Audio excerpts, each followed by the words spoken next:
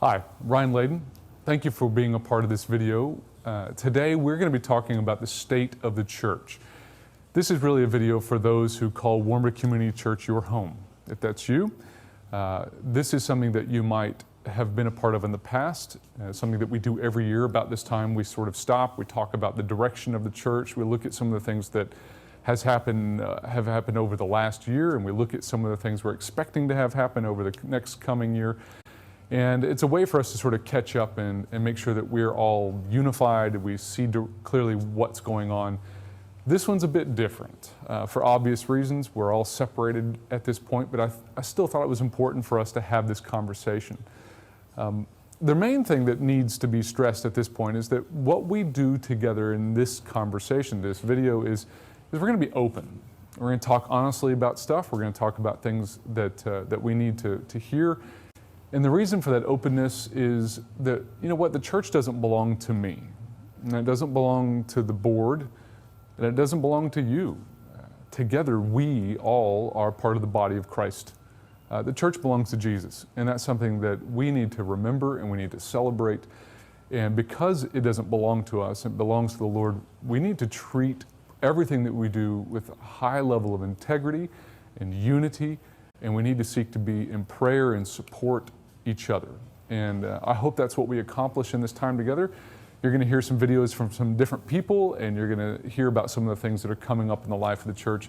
So if this is you, if this is your place, stay tuned, and we're going to talk about the state of the church in 2020.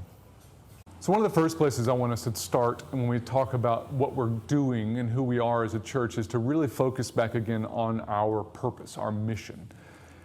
We all know that Jesus Christ has given His church very clear direction and very clear missions, and we've interpreted our part of that mission as simply being that we have the privilege, the honor to be able to provide opportunities so that the willing can grow into committed followers of Jesus Christ.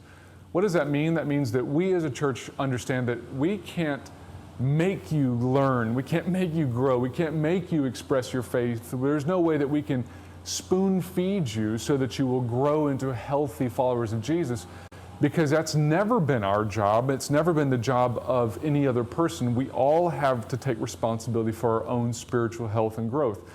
And right now, in this time of forced separation, we're seeing the fruit of that mentality, right? So where you are, you have lots of opportunities available to you to enable you to grow and to stretch and to expand your faith. But you have to be willing to take them up. You have to be willing to feed yourself, right? It's not up to others to feed you, and it never has been.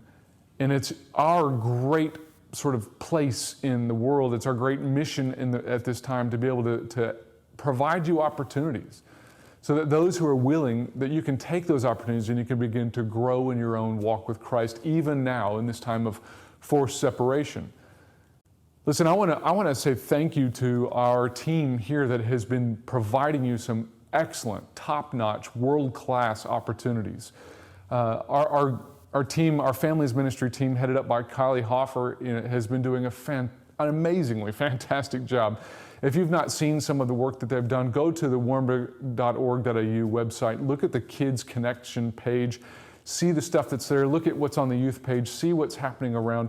The work that Bethany has been doing with the toddler gym and early childhood is just amazing. Bethany, you've done a great job. So Josie and Cassidy have been doing lots of fun, cool things with our kids club group, engaging them. They're going to be doing a Zoom call, and that's going to be interesting to see a whole bunch of you guys trying to do a Zoom call together. We've got Brandon Dean, who's been working with Kylie to do our Friday night Zoom work, and also getting out some regular things. We saw yesterday a couple of our youth guys had sort of their first big jump into the social media world, attracting huge numbers, like 20 people in their first ever sort of Tuesday talks, and that was a great thing to see. There's another one coming on Thursday. And when you look around, there's just all sorts of opportunities, even now, even in the times when we're not gathered together, where you can grow and you can be stretched and your faith can be expanded. But the reality is it's up to you, right? It's up to you to take those opportunities. I also want to say thank you to our worship teams, to the leaders, to those who have been showing up on Tuesdays, have been recording throughout this whole shutdown time. It is a challenge to just show up and be ready to go and to provide incredibly awesome worship leadership. You have done a great job. We are so proud of you. I want to say thank you to those of you that are on that sound team, that are part of the video team. Thank you to Mark and to Julia, who have been here every single week making sure that works. Mark Jones has been the guy behind the scenes that pulls all of these opportunities together and puts them out, gets them ready to go online. It's been a great amount of work, but I think it's been worth it to provide you those opportunities. Hey, all right, so next I would like to talk to you a little bit about the direction that we're hoping to take with our board. You see, we have a great board as a church, have always had a great board as a church. It's one of the things that really impressed me personally the most when I was thinking about God's calling to this place over 10 years ago. It was really the call that was given to be a part of a team like we have here at Warmborough. These healthy, unified group of leaders that love the Lord and love His church. Our board is fantastic, right? It's made up of some great people, has been for years, but our current board of Rick Birch and Rob Cooper, we have Josh Urin, Paul Trimble, and Max Williams, Chaz Cassie. These guys, every one of them, are excellent servants of the Lord. They serve God in our church. They are the kinds of men who truly love God. And I love them.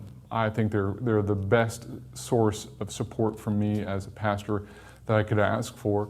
And I want you to hear a little bit about what we're looking at doing with this board, and I want you to hear from them. So first off, I'd like you to hear a message from Rick Birch, who is the chair of our board. Take it away, Rick. My name is Rick Birch, for those of you who don't know me. I have the privilege of being the chair of the Board of Elders, and it's a real joy to be able to share some things that the board have got on their hearts. There's a couple of things I want to say first. Firstly, I want to commend Ryan and his team. His ministry team have been doing a great job throughout the last year, but right now they're finding it even more challenging. They've got a lot of skills, a lot of expertise, and a lot of commitment. But we also want to thank you. We want to thank you because really you are the people of the church. You're the church that makes it happen, your love, your support, and your encouragement. God has been really good to this church over many years, over 28 years now. And everything that's happened has had His hand on it. We can just see what God is doing all the time. The COVID-19 situation brings in some new challenges. It makes us have to think about what we're doing. And there's some things that we need to focus on. We're going to have the completion of the building. The building is well underway. It's going to continue whilst you're not there. We're hoping that when you go back, it'll be ready. And the finances are in place, they're organised, and we expect that to be hassle-free. The ministry team is working in a new and different way. They're bringing you a virtual ministry, not just on a Sunday, but throughout the week as well. Youth groups, older people, toddler jam, all of them are doing stuff. Kids ministry programs are involved as well. I appreciate that some of you are having a change of income at the moment. It's a difficult time. And as a church, we anticipate that we might lose a little bit of income as well. The giving levels may go down a little bit. And we're trying to think about how best can we manage that. It's at this time when we rely on our team to make that connection to you, the church, to have the things happening on a day-to-day basis that's all working. Staff salaries, of course, are one of the biggest things, the biggest expense of the church and most businesses. And we're conscious of the fact that that's something that could be a challenge for us. We're appealing to everybody in the life of the church to remain faithful, to support the church, to support the ministry team as best they can. We want to be able to maintain that team throughout this difficult time, and be ready when we're all back to normal, and however many weeks or months that may be, that we've got the team to lead us into the future. In whatever way God has blessed you, we're just asking you if you can be faithful financially as well. We're trusting God to work through his people to help us to be the church that he wants us to be. At the end of the day, it is his church. And we want to be there ready to not just love the people within the church, but the people outside the church as well. I just want to say God bless you all. I want to thank you and continue to serve with you. Like I said, these are some great people. One of the things that we as a board have seen over the last year or two is that as we move forward as a church, this is of course prior to any of the knowledge of the last month or two, as we move forward as a church, we recognize we're going to need some more help. We're going to need more people really helping us plan and think and protect the unity of our church, because we believe that God is going to cause our church to expand and to grow and to become a greater source of opportunity to meet Jesus for our community.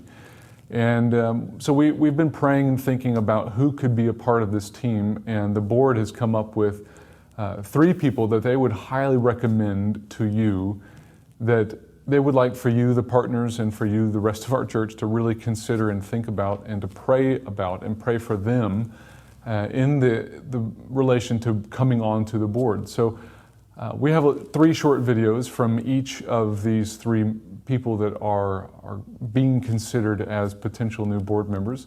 2 of them have never been on the board before, so that's Daryl and Grant.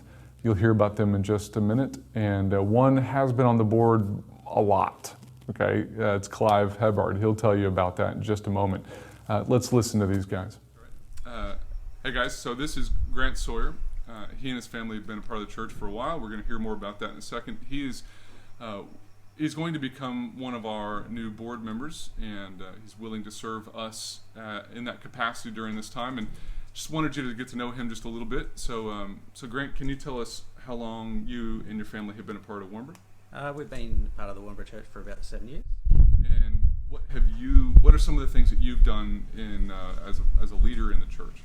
I've been involved in the kids ministry, in the sign-up area, as well as running a small group in the kids ministry as well. Yep. So you've done a small group at kids ministry. Then you've been part of life groups in the past. Yep. We've for many years had a life group here at our place. Yeah. Okay, cool. So if you don't know Grant, you will. You'll get to know him over time. You probably know his family. You've seen them around a bunch. And but if you see Grant in the future, stop, say hi, and he'd love to probably get to know you. So until then, we'll see you soon.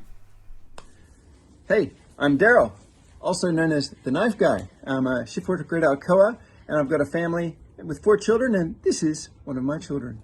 Hey, I'm Brenna. I'm studying nursing, and I have 2 other retail jobs. What do you do at church, Bree?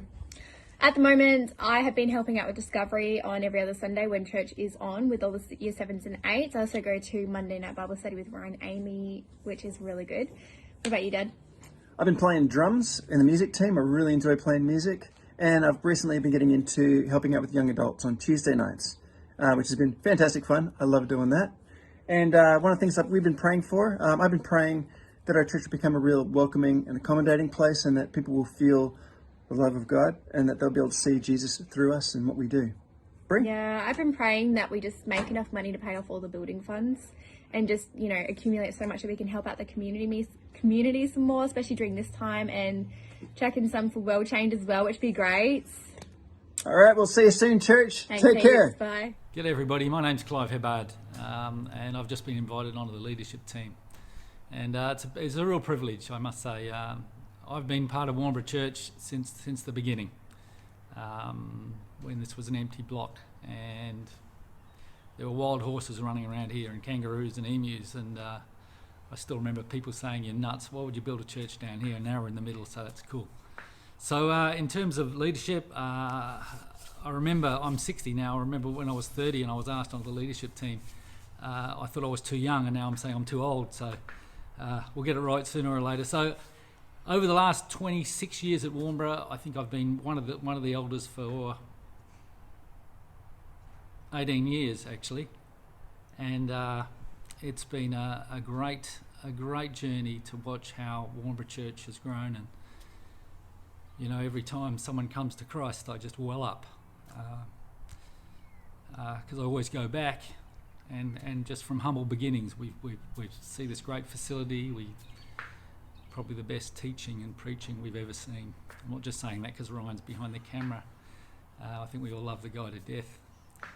So here I am. If you don't know me, just pull me up and say hello. One of the quirky things I love, being here for 26 years, I love it when I walk through the door and there's a new greeter and they say, "Welcome to Warnbro."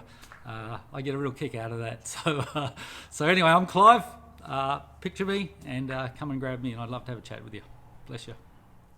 Now, for those of you that are partners of our church, you'll be receiving an email in the upcoming days that will ask for your position on affirming these new board members. Okay, so it'd be great if when you get that email, you could have a read of it, and if you need to spend some time in prayer and think about that, that would be wonderful. And then give us your reply within that 5-day period after you receive the email so that we can move forward with getting on to what's next, right? To getting them on board or to figuring out what else was going to be happening next. So if you've got that ability, that'd be fantastic. Some of you might be wondering, what is partnership? Okay, you've talked about it. We don't know anything about it. Partnership is a way that you, someone who's a part of our church, can express your commitment to serving God through this local church, through your time, through your prayer, through your service, through your giving, a way that you are a part of the family of this church in an official commitment capacity. So I won't tell you all about partnership because really it's best if you would go onto our church app. Okay, so get the app. And when you go into it, you'll find the documents section. If you look into the documents section, open that up and you'll see a partnership booklet, right? You can open that, you can have a read through it. It does have an application in there, and it's something that we would ask you to think and pray about before you make that commitment. Partnership is something that you don't have to do to be a part of our church, but it is an extra step of commitment that we take seriously, and that we want for those who are part of that partnership group to know that they matter and that they are significant in the future, in the life of our church. Hey, I want to talk to you next about our finances. Okay, I know that financial stuff is necessary. It's not what makes the church go around. It's not what we exist for, but it's important for us to talk openly and to know what's really going on with our finances. And so for those of you, again, that are partners, we're going to send out to you in that email that we talked about earlier a couple of links, okay? And those links are going to point you to the 2019 audited financial report, okay? So that means that that's last year's finances that has been reviewed and audited externally by a CPA and has been checked thoroughly. And we're also going to send you a link to the 2020, so that's this year's approved by the board budget, which is kind of a joke because about the first quarter in the budget, it exploded, right? Everything's shut down, everything's a mess, but it's still our guide, and that's what budgets are. They're guides that we try to follow, guessing at the future, using wisdom to try to understand things, and never saw this coming. But I want to tell you a little bit about our financial security as a church. Not necessarily in the sense of how much money we have, but how secure is your giving? When you give to us, how do you know that what you're giving is being handled well with integrity? And our board recently just did a review. We do this regularly. We review all of our policies and procedures. We look at all the security issues, and some of that relates to our finances. I'm glad to say that our financial security, the way that we manage who has access to the money, how the money gets spent, who sees what's given and who doesn't get to see those things, our security, from my perspective, knowing how a lot of churches work from all over the place, I feel like our security is top notch. And my hat off to Julia Cooper and the team that she's put together over the years that has enabled us to be at a place where we are financially as secure as we can possibly be. And I'm really grateful that we have those kinds of policies in place and those kinds of safeguards in place. And it allows me to be able to, without question, tell someone that if you give to this church some of the blessing that God has given you, that will be handled well, that it's being used appropriately, it is going toward ministry goals, not to frivolous personal expenses. It's not going to pay for everybody's lunches. It's not going to my birthday gift, which would be at the end of May, just saying. Okay, so another thing I want to talk to you about in terms of our finances, I want to highlight two areas of praise, two areas of thanksgiving that I want to stop and give God thanks for. The first one is that prior to the COVID-19 disaster and the shutdown and the economic mess that's created, prior to that, God has been faithful to our church and enabling you to be faithful in your giving. And because you have been faithful in your giving over this last decade, we were in a place prior to the shutdown to be able to say that we could finish the building project. Right? Yes, we're going to have a mortgage. Yes, there will be debt that we have to pay back at the end, but we have secured a mortgage over Crown Grant land, which we were told was impossible, but God made a way. We secured funding through lotteries, which we were told, again, would be impossible, but God made a way. And because God has made a way so many times in so many ways, when this shutdown happened, when we reviewed our finances, the board and we all agreed that, you know what, the right thing to do is for us to take what has been given, what God has set in place, and to continue to use it and to finish the project that we started. The Lord has done so many things along the way to show us that this is the right track for us, that we shouldn't give up. And so we're not. We're pressing on, we're pushing hard to try to finish this building and to give you a facility that you can use as a church family, that we can use for the next 25 years, right? That's the platform we're looking for. So that's the first thing that I want to give thanks for, is just the way that you have been faithful. Another thing I'm thankful for is the fact that we have made a commitment as a church to lead by example when it comes to being sacrificial and to giving. When you give a single dollar to our church through your offering, through a tithe that you would give to the church, when you give that $1, 10% of every dollar that you would give goes toward supporting the work of what Jesus Christ is doing in His church around the world, outside of our context. Not for our good, but for the good of the church that's global. And you can call that missions if you would. So 10% of everything that we receive as an offering given to God through the church, we take 10% of that before we pay bills, before we do insurance and salary and anything like that, and we give that away to mission. And that isn't going to stop just because we're going through a financial hardship, just because things are tight. Yes, I anticipate that there will be less money available for mission, but we're not going to give up. And the reason we're not going to give up and the reason we're not going to stop being generous is because we want to lead by example as a church.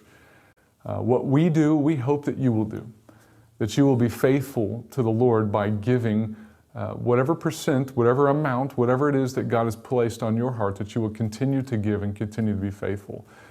We're doing it. We're hoping you'll join us. And then the last thing, I said there were two things I'm grateful for. I could keep going, but there is a third. That third thing is the support that we're receiving from the government. I am not always kind, nice, encouraging when it comes to government. And look, I'm working on that. But we are in a situation now because of the Job Keeper program that, you know, if they follow through on all the things that they have been promised, we are able to retain our staff. So we are not having to make job cuts. We're not having to get rid of people because we don't have the money to support them. And that's a beautiful, awesome blessing. And I just want to stop and give God thanks for the way that He has provided for us in ways that we didn't anticipate, we didn't go looking for, we didn't ask for, but they've been brought to us. And so because of that, when we talk about our finances, we as a church, we're working out of a place of blessing and gratitude, right? We're choosing to be grateful and to show thanks rather than to live out of fear. You know, a fearful approach might say, oh my gosh, you know, we're all gonna struggle financially, so let's cut our losses now. Let's move people on. Let's get rid of all of our expenses as much as possible. And while that might come down the road if things don't change, but for the moment, God has been faithful to us. We see that faithfulness and that blessing, and so we're going to continue to show generosity and faithfulness to others. We just want you to join us in that. Be a part of what God's doing with our finances.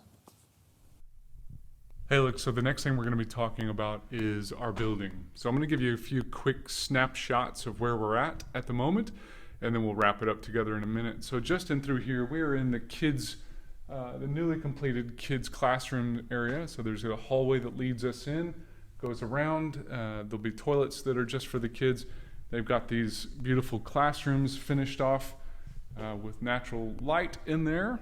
And so all of these classrooms are pretty well the same in the sense that they've all got the same kind of vinyl sort of flooring that's easy to clean, looks really nice, really good clean looks in here. I love it like this, but I know that as soon as the kids ministry people start loading their stuff in here, it's going to be all bright and colorful and fun. Ugh. All right, so let's go on and look at some other stuff. So here we are, and again, one of the larger kids classrooms, and you can see back in here, they have their own toilet. I want to show you this. This is so cute. Look at their really nice toilet, but I want you to see this. Okay, so I'm going to turn the light on right down there. Look how little that toilet is. It's so little. It's so little. All right, so let me show you what else has been going on outside of these kids' rooms. That's the baby creation there. All good to go. And then if you look out this way, bang.